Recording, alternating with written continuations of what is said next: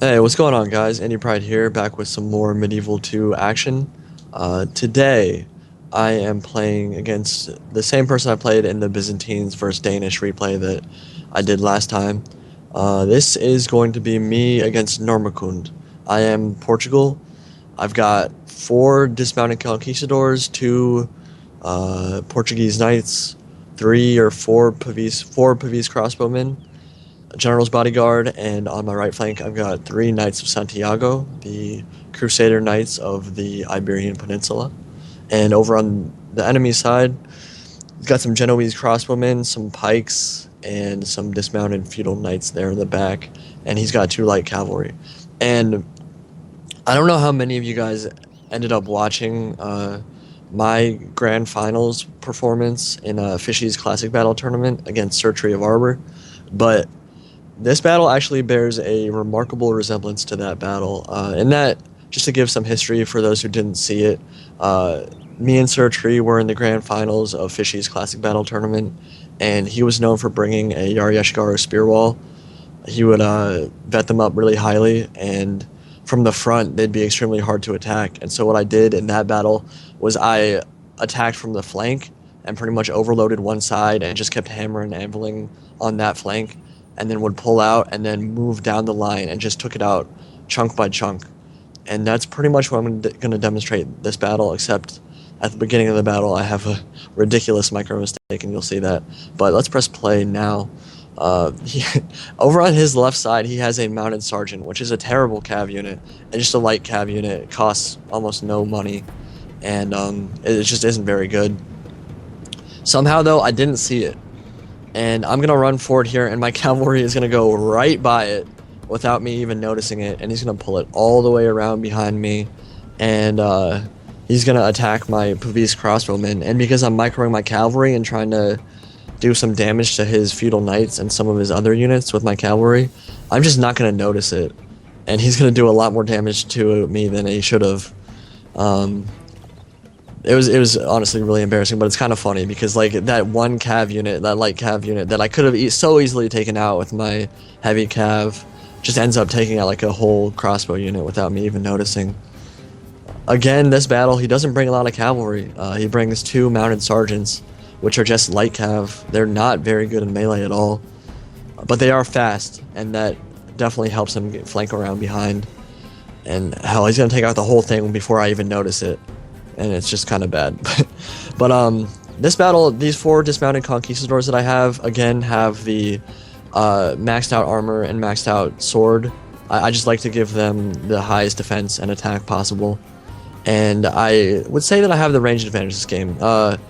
Here comes his mounted sergeants. He's gonna get a rear charge off, and I don't think I notice it because I don't send my general over for some reason, because I don't think I saw it because I'm pressuring his left side with all my Knights of Santiago. But like I was saying, I have the range advantage this battle, even though Milan is known for its really good crossbowmen. But over on his left, I'm getting my Knights of Santiago and his dismounted feudal knights and trying to do a lot of damage there. Just gonna pull out as soon as I see that I probably won't be able to finish off that unit. But I still haven't noticed that my crossbowmen dying here, and they're gonna rout before I even realize it. Over on my left, he's putting even more pressure on my other crossbow unit, and yeah, it just takes me a while to realize what he's doing. It's kind of embarrassing, but hell, whatever. I'm gonna send my general's bodyguard in there and try to just chase those guys off. They're really bad. My general's bodyguard can tear them up in seconds if I can get a hold of them. But I've already lost 1 crossbow unit, and now I'm just going to flank my cavalry around and get them just behind in a threatening position, get him focused on those while I try to clean up the rest of his light cavalry. And he's going to annoy the hell out of me this entire game with those guys until I manage to kill them with my general. He's just going to cycle charge, get my crossbows. And that's a smart idea. I mean, because I did have the range advantage, but I already lost 1 crossbow unit, and I'm going to end up losing even more of a second one. And so if he has that range advantage, it's going to make me attack him, which is what ends up happening. But you can see the wonky morale for these guys. They just routed for no reason. And my general's going to catch up to them a little bit. Not going to be able to shatter them, but do some damage, make them run away. He's going to continue just putting pressure on my archers, though, which was a good strategy of his for sure. And it is harder to micro your spears in this game. Cavalry off the charge can do a lot of damage to spear units as well. It's not quite like Shogun, like where Yari Samurai or Yari Ashigaru will absolutely shred cavalry. Obviously, spears have a bonus versus cav, and they're good against it. But I don't have any spears in my army, and the dismounted Portuguese knights, which are actually good versus cavalry, don't kill very quickly because they have slow killing animations. So he's going to be able to charge in and out pretty much without any problems, except for my general. And that's the problem, is that my cavalry's over all the way on the other side of the field. And so my cavalry can't really help me kill these guys, so it's pretty much up to my general's bodyguard to get them off the field. Again, he's coming in on my right flank to try to put more pressure on my bows. This time I know they're coming, so I pull my Portuguese knights up to try to get them in position to kill the cavalry off. And I'm going to send my general's bodyguard over there. And he is very dedicated on killing my crossbows. But he will end up losing a light cavalry unit. It just can't stand up in melee. And then, of course, one of his other ones that came back from routing is now coming back, and he's going to put pressure on my left side again. So the beginning of this battle was just me chasing off his cavalry, who were annoying the piss out of me. Yeah, here comes his other cavalry unit, which has almost lost no men, only 13 men. Considering how often they've charged into my guys, you would think they would have lost more already, but they have not. And they're going to get caught on my dismounted feudal knights, or Portuguese knights, and I'm going to try to kill those guys ASAP. At this point, though, I'm going to start attacking his left side, and I'm just going to overload one side, bring all my cavalry and infantry to one side, just try to break it down and just attack it piecemeal, break it off into chunks and attack. But I have my cavalry coming in behind now. Nice Santiago, really powerful heavy cavalry unit. Really cool looking too. I love the Crusader Knights in this game, they're really good. And my Conquistadors are into melee now, against these crossbowmen and against the pikes. And like I said, just going to overload one side. And I ended up saving 3 crossbow units, which is good. They're going to be able to get a lot of kills. And I think one of the biggest problems with my enemy's build is that pikes are a decent defensive unit in this game, but they're not good for killing. There's no way they're going to be able to stand up to Conquistadors in melee. I would say Conquistadors are probably one of the best sword units in the game, if not the best. And they're not going to be able to stand up. And right here, there's a little gap in between this armored sergeant and a pike militia, and I just got my Knights of Santiago through. I was pretty happy with myself on that little micro, because it's a lot harder to micro cavalry in this game than in Shogun. They just aren't quite as responsive. And I'm just going to get tons of hammer and anvils off here, just mass rout on this side of the battle. But I'm going to have to do that all the way down the line. And he has a lot of units, and like I said, even crossbow units in this game are good in melee and can hold their own. So there's a bunch of units I have to cut through before I can, and I have way less men than he does. So this is kind of a quantity versus quality kind of battle.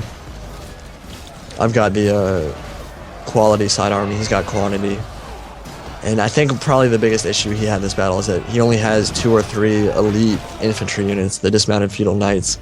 And again, he doesn't have the cavalry, so I can kind of impose my will and just pretty much put them wherever on the battlefield I need them without him able to counter it, really. My dismounted Portuguese knights just routed on this pike militia, though. So I just lost my first infantry unit. They're going to beat feet out of there, and I'm going to have to kind of compensate for that with my cavalry. But I am getting a good infantry engagement off. This is exactly what I wanted. When in any Total War game, if you're fighting, and it doesn't matter if it's Rome, doesn't matter if it's Medieval 2, doesn't matter if it's Shogun, if you're playing a spearwall kind of army, in Rome it would be hoplites, in Medieval it would be Obudshire or pikes, and in Shogun it would be Yari Ashigaru and spearwall, obviously. You want to attack one side, because if you attack them straight from the front, you're going to be in trouble. You're going to lose a lot of guys, because obviously pikes and spearwall are they're just strong units. But if you overload one side and just try to break it into chunks like that, it makes it so much more manageable, and you're able to just take out the pikes a lot more effectively. My cavalry's in the middle of this engagement now, just trying to cause as many morale penalties as possible, but they are against spear units right now, and I need to pull them out quickly because I'm losing way more than I would like to. My crossbowmen in the back are still shooting into the melee blob, and he has a armored sergeant now in Skiltrum, and they're going to hold out against the Portuguese knights for a while. Portuguese knights can cut through those guys, but like I said, they have really slow killing animations. So sword units are the best units if you want to kill units quickly. Portuguese knights are more of a defensive kind of unit. They have really high attack, but because of their animations, they don't kill people very quickly. So it's just kind of a trade-off. They have the really good charge bonus, they just don't kill as fast, and they don't cause the morale penalties that sword units do. So I'm going to be fighting those guys for a while. And I didn't realize he was in Skiltrum, so I'm going to charge my Knights of Santiago in and try to get a hammer and anvil off, but what I didn't realize is that in Skiltrum, spears face all directions. And so they're going to be able to kill my cavalry really quickly. And as soon as I notice that he's killing my cav fast, I decided to pull them out there. He's now getting some shots into my cavalry with his crossbows.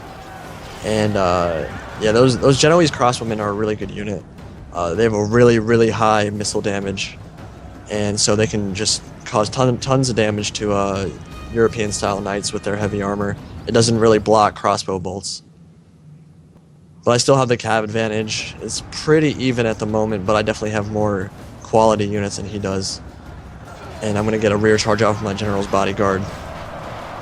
Do a lot of damage there.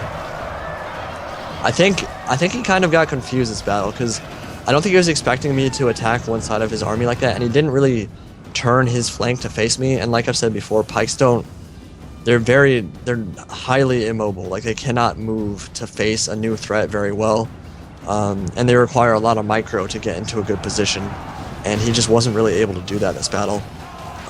The balance bar is in my favor a little bit. I would say I definitely have the upper hand in this battle, though, because he only has crossbowmen and pike militia left, pretty much, and I have a bunch of conquistadors, which are elite sword units. And so, I mean, really the only way he's going to win this is if he surrounds me and tries to work on the morale penalties, but he has no cavalry, and that's going to be a huge deal for him.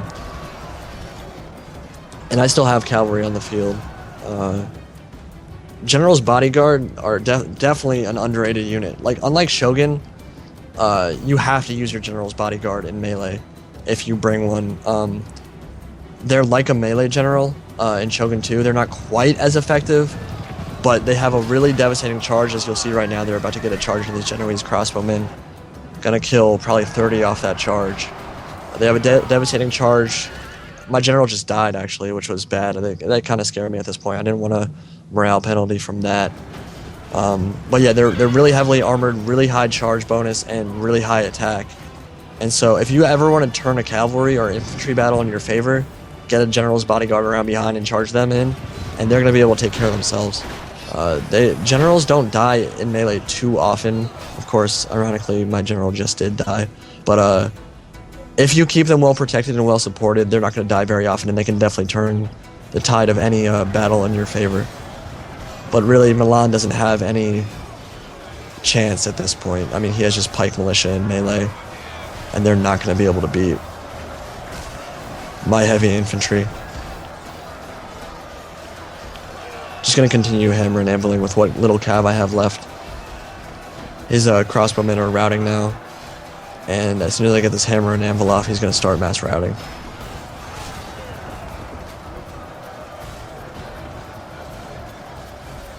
Over here, let's zoom down and take a look at this. My armored sergeants are still fighting, or his armored sergeants are still fighting my Portuguese knights. These guys have been fighting forever. I was really happy with how they fought in this battle, because they've been fighting, I don't know, I think they got like 160 kills this battle. They got a ton of kills. But cutting through a Skiltrum is not an easy thing to do. Armored sergeants are some of the best spear units in the game. And they're outnumbered, but still cutting through. And I'm going to try to get this rear charge off with all my infantry, because armored sergeants are the only guys left on the field. And Portugal will win this battle. So again, I'd like to say good battle, or game to Normacund. I really enjoyed the battles I played with him. I played 4. I don't know if I'll bring all of them to you guys, but I thought all of them were relatively entertaining. And I thought I did a pretty decent job there of kind of breaking his army into chunks. And I hope you enjoyed it. He has he has the pike militia left, and that's as soon as that routes, this battle's over.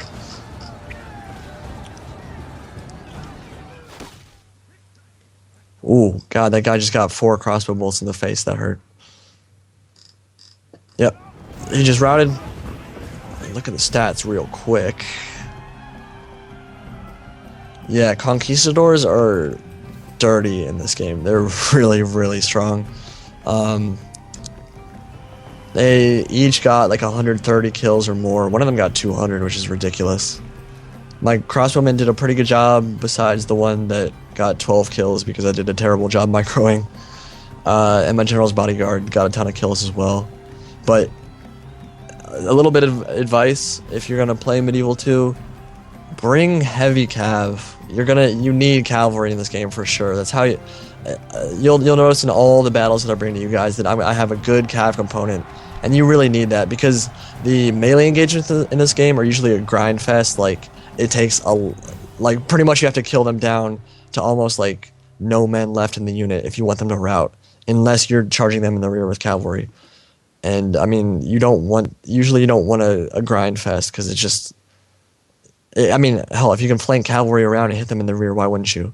Heavy cavalry is definitely the key to a lot of my builds in this game. And I'm no expert by any means. Like I said, I've only played like 20 battles overall. But I think Shogun and my experience on that has definitely helped me kind of learn quickly on this game. Anyways, I hope you enjoyed that battle. Plenty more content coming soon. And hope you enjoyed it. I'll talk to you later. See you.